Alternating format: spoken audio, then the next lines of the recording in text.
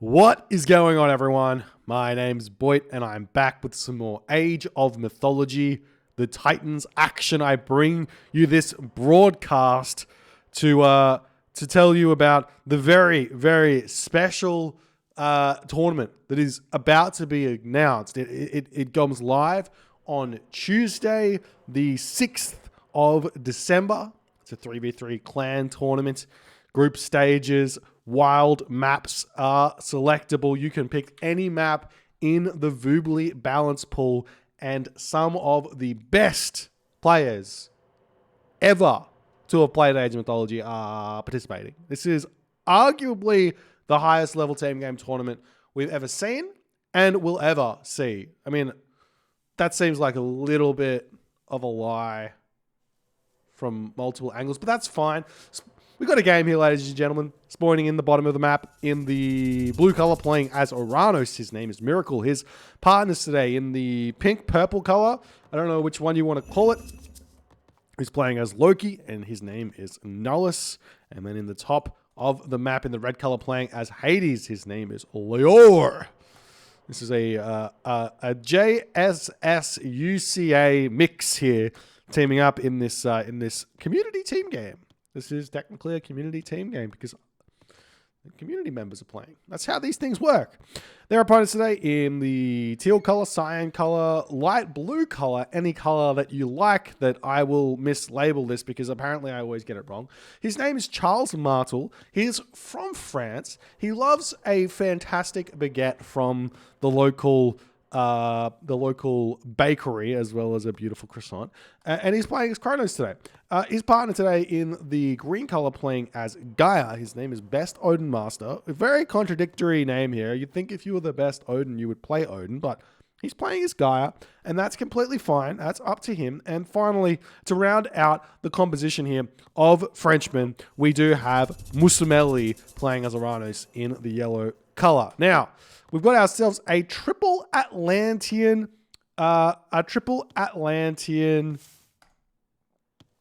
team composition here from, we're going to call them Team France here, because even if Best Odin Master isn't French, that's just what we're going to have to go with.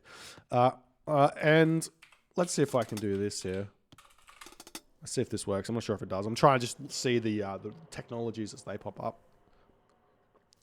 Observer commands. We need some help here. We need a new Age of Mythology edition. Does anyone know if there's a new Age of Mythology coming anytime soon? I'm not sure.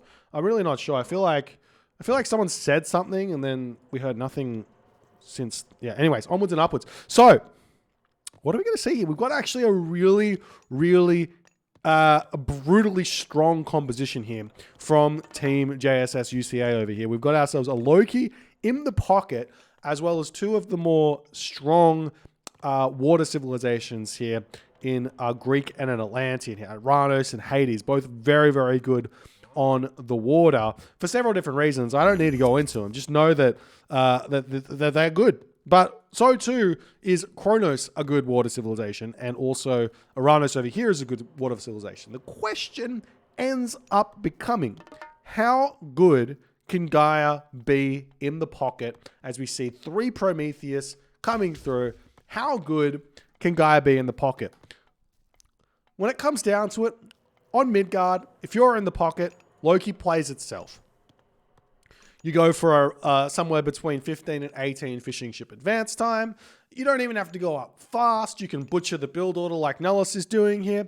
And you can just go for a crazy boom, start making Hersa right off the bat if you so choose, and advance completely free of pain. And then essentially all you have to do is hope that your teammates don't lose the water utterly fast, and you will get out all your Hersa, get a crazy fast heroic age, and potentially a really fast mythic age, and then you're going to have not only Flaming Weapon for Winter with tons of favor, but also the Fenris Wolves to boot, to back it up and just kill everything on the map. Alternatively, you can go for Fire Giants and go for Rampage and fun stuff like that. However, what can Gaia do? That's the big question. Gaia kind of has to defend against the Loki pressure. And we are seeing Oceanus here from Best Odin Master with a ton of villagers now moving over onto gold. He might be going for a fast heroic here, which I don't think is an awful idea. If he goes in with super fast Lance of Stone Contarius here, that makes a lot of sense from the Gaia perspective, because you want to put pressure onto your opponent in the pocket, on the land. That is your responsibility in the Midgard map, and we're going to learn more and more about that as we continue seeing team games and how people play team games on water versus how the differentiating factors on land and all the other good stuff that ends up happening over here. As we do see a deconstruct coming in on this location over here as the trireme retreating back. Leor's got himself 2 docks up already. He's completely fine over here. We've got the Ajax. That's going to take down the Promethean. No problems here. Leor trying to micro to the best of his ability, but it is what it is. And do we see any sort of armories just yet by our green pocket player? No. What's another dock coming up, but that's about it. Okay. Over here we got Nullus. He's making Hersa. He's making a longhouse. A very, very late advance time by Nullus, but I would take a guess that Nullus has got like 21 fishing ship. Am I close? Don't tell me he's just got 18. He's just got 18. All right, no worries. As we do see the Carnivora from Best Odin Master not being too useful, going to get taken out very, very easily. And everything else retreating back. The blue boats hanging in on this location over here as the yellow boats retreating away.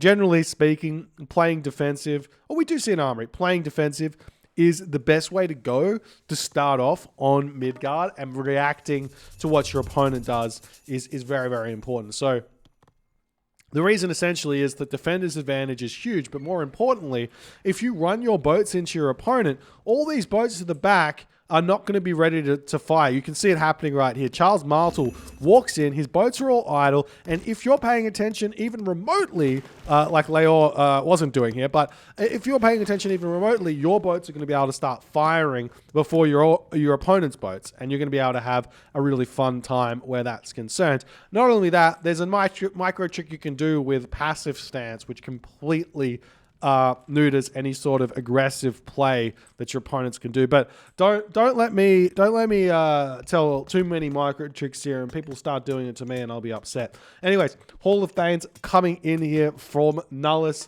We've got Persine, all these good upgrades coming through. Thea on the way now for Best Odin Master, but at this point, Mr. Melia is going to be going, why am I being doubled? He's very unhappy about this, I reckon. He's lost his Promethean. He's had to research Watchtowers. Miracle's now able to start thinking about pushing in. If I was Miracle, I'd be on the way to the heroic age right about now, instead of making these military barracks going through the Hyperion God, getting upgrades for my boats, and then I'm able to win the water really easily here, but that's not happening, and so too Charles Martel's getting pushed back here a little bit as all these red boats from Leia are pushing forward. He's got to be careful about this. This is exactly what Charles Martel's going to want here, is he's got tons more boats than his opponent, but we'll see how that's going to go in the near future as Guy Forrest gets thrown down onto this watchtower, but the heroes easily take that down.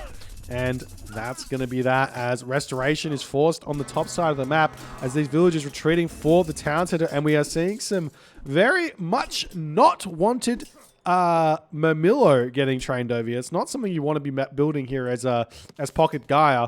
You want to be going straight in on those Contarius, and we aren't seeing that from Best Odin Master here, as Mustameli's home base is currently getting absolutely destroyed here, as we do see this Stymphalian bird trying to snipe down this Hersa. It's going to be able to do that eventually, as more of these Hersa are going to get taken out. If you micro this Stymphalian bird just a little bit, you kill off the Einir and do a lot more damage here than otherwise. As now we see Leor making some forward movements here. Charles Martel having to retreat back. We are seeing Nullus going up through Bragi as Best Odin Master having to retreat back. That's Stymphalian, but there's no weakness here. You can just let that hover over here and be completely fine, as these Mermillo from Miracle getting taken out. Meanwhile, it seems like Miracles Bareems have managed to push through here and defend this or win that location there. As Best Own Master now pushing out, going to be looking for something to do. He's got his second town center, the first player in this game to go up to 2 town centers. He could be thinking about just getting economy here, feeding Musameli back into the game, and defending water a little bit might be a way to go, because he's got access to the siege ships as he's in the heroic age, so he can make those to defend just a little bit. As the Valkyrie here going to get taken out with the medium Murmillo that is out here, and Nulla's just going to retreat back. Does he have a market up somewhere? Is he building a market? Is the big question. If you take a look at the fishing ship upgrades, he has just hit the next age, but he should be thinking about going through to Sultan Fora, and then also getting a market down and go into that next age, so he can continue getting this value that he's going to be able to get with these Hersa as he's searching around the map looking for something to take out. These Murmillo, they do have Bite of the Shark, so they pack a punch. They got 10 damage per second, compare that to the 9.6 damage per second. They got 121 HP compared to 169 HP, which is quite a bit more, but these are 3 population units, so there's a lot more HP actually in the medium Murmillo than there is in those Hersa. So doing more damage and everything else. We do see flaming weapons being cast here by Nullus. I feel like that's a little bit preemptive. Those Hersa are kind of in the middle of nowhere here, but these Hersa over here are going to be getting a little bit of extra damage done onto these villages, while the Hersa here going to be pushing the army back just a little bit, searching for more damage to do with said Hersa in this position.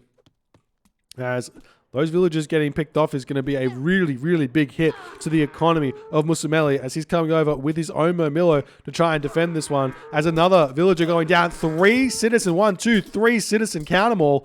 That's a big load of death there in Musameli's base on one town center after losing all the fish as well. We see a whole metric butt ton of Bareems coming through here as well. Going to be attempting to chase down those Bareems over here, as Leor pushing in, going to start taking out his opponent's Bareems over here, but there are some units pushing into his base. Now, Leor does have sentinels, but he's out of gold, so if he's going to want to keep mining gold here, he might have to figure out a way to defend that, as this town center gets denied here. We've got the heavy Murmillo with Bite of the Shark. Now we see Tyr coming in, but it's also Hecate coming in as well.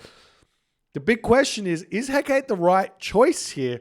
You chuck it down in maybe Leor's base or maybe Miracle's base. Definitely not close to Nullus. I mean, Nullus is very much away from anything else. Do we see Bronze Mail? We got not Bronze Mail yet, but we got Bronze Mail from Nullus. That's actually huge, because you don't. One little known fact here about the Hersa is that you get an extra 5% on your upgrades if you get them with the heroes. So Nullus's Bronze Mail here is giving him an extra 10% on top of the 10% advantage that he currently has over the Copper Mail Heavy Murmillo here.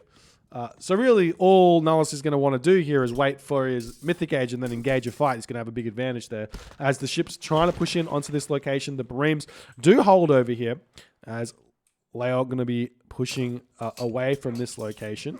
And we'll see how the rest of it goes. Town Center's starting to come down for Nullus. I feel like this Winter is going to be a really, really big turning point for Team Nullus, Miracle, and Leor, as a temple coming up in the middle of the base. I imagine that Nullus, he hasn't really built any battle boards just yet. He's going to be ready to spam the absolute crap out of Fenris Wolves, and they are going to be so difficult to deal with. Best Owned Master is going to be kicking himself for not going for the Contarius that can chase down those Fenris Wolves. But in classic Loki fashion, you click Fimbulwinter and everyone taps out. So 13-minute, 35-second game here of Loki doing Loki things, and a good reason to start thinking about, well, look, your opponent gets lucky. Let's say your opponent gets lucky and gets Loki in the pocket. It's a 1 in 3, right? Let's say that happens. The next thing is, you got to think, how do I beat this? So if you get into this situation and you're actually trying to win instead of just randomly playing a high-level team game, you have to maybe go, look, We unfortunately got Gaia in the pocket. We got to do something special here. I do think that Contarius Hero Contarius with Lance of Stone here would have been a really, really good way to really punish and hurt the main base of Nullus and Miracle. However, Musameli may have died. That might have been the case here. But what else could have happened? Well, we could have gone for a really, really heavy early game, completely sacked the water. On the big maps like Midgard, it takes a while to actually win the water, even if there's nothing there because it's so far to go. So you can actually get a really, really strong early game against your opponents. Probably target the middle Loki player in the pocket first and just go all out, all aggression there. You got a Kronos, so maybe that would have been the only real way to go here. Kronos rush the Loki, get the Uranus to get in there and get some good damage done, maybe even feed a little bit from the Gaia. Go for that heroic age with the Gaia into Hero Contarius, as she's got the longest time to gather food from. Could be a while. Could be a way to go. Anyways, it didn't work. If you guys enjoyed this game, please consider hitting the follow on the Twitch. If you're on the YouTube, hit that subscribe button. See you guys in the next one.